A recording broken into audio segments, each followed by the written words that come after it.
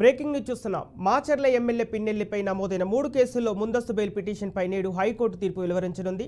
ఇప్పటికే ఈవీఎం ధ్వంసం కేసులో ఆయనకు ముందస్తు బెయిల్ లభించింది. అయితే పిన్నెల్లిపై హత్యాయత్నం లాంటి తీవ్ర కేసులున్నాయని, వాటిలో ఆయనకు బెయిల్ ఇవ్వదని ఫిర్యాదుదారులు తరపు లాయర్లు వాదించారు. ఇక పోలింగ్ రోజున అరాచకానికి పాల్పడ్డ ఆయనను కౌంటింగ్ కేంద్రానికి అనుమతించవద్దని కోరారు. మాచర్ల ఎమ్మెల్యే పిన్నెల్లిపై నమోదైన 3 కేసుల్లో ముందస్తు బెయిల్ పిటిషన్పై నేడు హైకోర్టు తీర్పు వెలువరించనుంది. ఇప్పటికే ఈవీఎం ధ్వంసం కేసులో ఆయనకు ముందస్తు బెయిల్ లభించింది. అయితే పిన్నెల్లిపై హత్యాయత్నం లాంటి తీవ్ర కేసులున్నాయని, వాటిలో ఆయనకు బెయిల్ ఇవ్వదని ఫిర్యాదుదారులు తరపు లాయర్లు వాదించారు.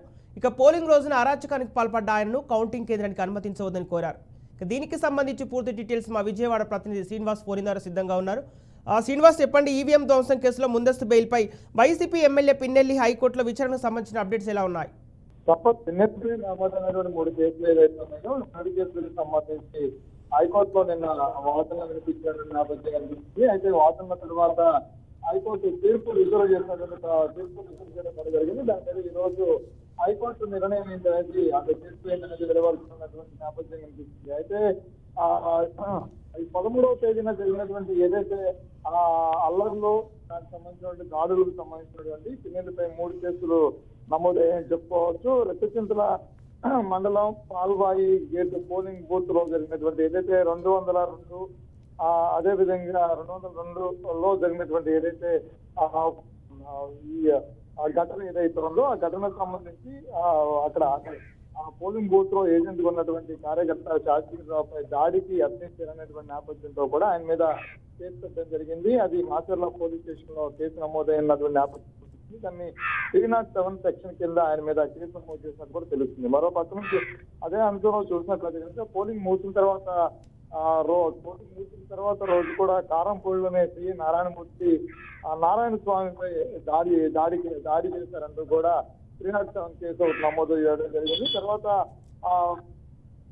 తర్వాత పాల్వాయి బూత్ లో ఉన్నటువంటి నాగశిరోమణి అనేటువంటి మహిళ మీద తిరుపూరి నాగశిరోమణి మహిళ మీద దాడి ఏదైతే ఉందో ఆ దాడికి సంబంధించినటువంటి మరొక 302 సెక్షన్ మరొక 307 సెక్షన్ అంటే ఈ మూడు కేసులు కూడా 307 సెక్షన్ల కింద హత్యా ప్రయత్నం కింద కేసులు నమోదు చేసినట్టు తెలుస్తుంది. ఈ 3 కేసులకు సంబంధించి ముందస్తు బెయిల్ ఇవ్వాలని కూడా పిన్నెల్లి రామకృష్ణారెడ్డి కోర్టుని అభ్యర్థించడం జరిగింది. అయితే గతంలో ఏదైతే పాల్వాయి కేసు కోర్టు నంబర్ 202లో జరిగినటువంటి ఏదైతే ఈవీఎం లో ధ్వంసం ఏదైతే ఉందో ఆ ధ్వంసానికి సంబంధించి ఇప్పటికే ఆయన మీద అంటే ఈ నెల 25వ తారీఖు వరకు కూడా ఎటువంటి అరెస్టులు చేపట్టవద్దు అందుకున్న ఆదేశాలు కోర్టు జారీ చేయడం జరిగింది. ఆ విషయంలో ఆయన మీద అరెస్టు లేకుండా నేపథ్యం చూస్తే కనుక ఏదైతే 307లో సిఐఎంఐ జరిగినటువంటి దాడి కావచ్చు, అదేవిధంగా షాజగిరి మీద కావచ్చు, తర్వాత ఈ నాగశిరోమణి ముగ్గురు ఇచ్చినటువంటి ఫిర్యాదుల మేరకు కూడా నమోదైనటువంటి ఏదైతే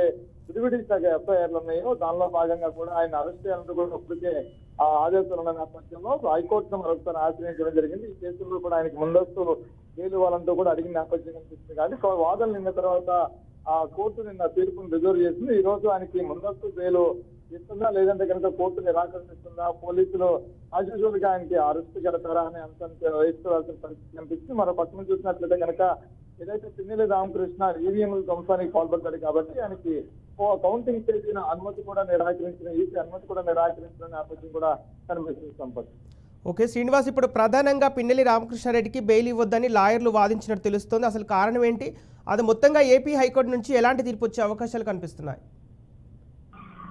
అంటే 3 సెక్షన్లో కూడా 307 కింద ఎఫ్ఐఆర్ నమోదైనటువంటి పరిస్థితి కనిపిస్తుంది. అంటే పిన్నెల్లి రామకృష్ణ అది ఏదైతే హింసాత్మక సంఘటనలు జరిగినటువంటి ప్రాంతం ఎక్కువగా జరిగినటువంటి ప్రాంతం ఏదైతున్నాయో ఆ ప్రాంతంలో ఆయన ప్రజెంట్ సిట్టింగ్ ఎమ్మెల్యేగా ఉన్నారు. తర్వాత మరోసారి అభ్యర్థిగా కూడా పోటీ చేస్తున్నారు. అయితే ఆయన అనుచరులు ఎక్కువ దాడులు పాల్పడ్డారనే దాని మీద ఇప్పటికే ఫిక్స్ చేసినటువంటి ఇన్వెస్టిగేషన్ ఆధారాలు కొన్ని ఉన్నటువంటి నేపథ్యం చూస్తున్నాం. అయితే ఈవీఎం ధ్వంసానికి సంబంధించి ఇప్పటికే అక్కడ ఉన్నటువంటి పీఓలు ఆర్ఓలు ఏపీ వరకు కూడా సస్పెండ్ అయినటువంటి పరిస్థితి కూడా చూస్తున్నాం. అయితే పిన్నెల్లి రామకృష్ణారెడ్డి మీద హింసాత్మక ఘటనలకు సంబంధించినటువంటి అత్యధికంగా ఆయన ఆయన ఎంకరేజ్ చేశారనే అంశాన్ని కోర్టు దృష్టికి లాయర్లు తీసుకెళ్ళి తెలుస్తుంది. అక్కడ హింసాత్మక ఘటనలు జరగడానికి కూడా పిన్నెల్లి రామకృష్ణ ఆ ప్రధాన సూత్రధారి అంటూ కూడా కోర్టు ముందు వాదనలు వినిపించిన పరిస్థితి కనిపిస్తుంది. అయితే పిన్నెల్లి రామకృష్ణ తరపు న్యాయవాదులు కూడా ఇప్పటికే దాని అంశంలో కొన్ని అంశాలను కోర్టు దృష్టికి తీసుకెళ్లడం జరిగింది. గుర్తు తెలియనటువంటి వ్యక్తులు ఈవీఎం ధ్వంసం చేశారంటూ గతంలో ఎఫ్ఐఆర్ నమోదయ్యాయి. చర్చ చేసినటువంటి ఇన్వెస్టిగేషన్ లో కూడా అనేక అంశాలు పిన్నెల్లి పేరు ఎక్కడా తీసుకురాలేదు. హింసాత్మక ఘటనలకు సంబంధించినటువంటి ఆ కుట్ర కోణాలు దాగున్నాయి. ఇరుపక్షాలు కూడా ఒకరి మీద ఒకరు దాడి చేస్తున్నాయని చెప్పిన చిత్రీకరణలో కూడా ఉంది.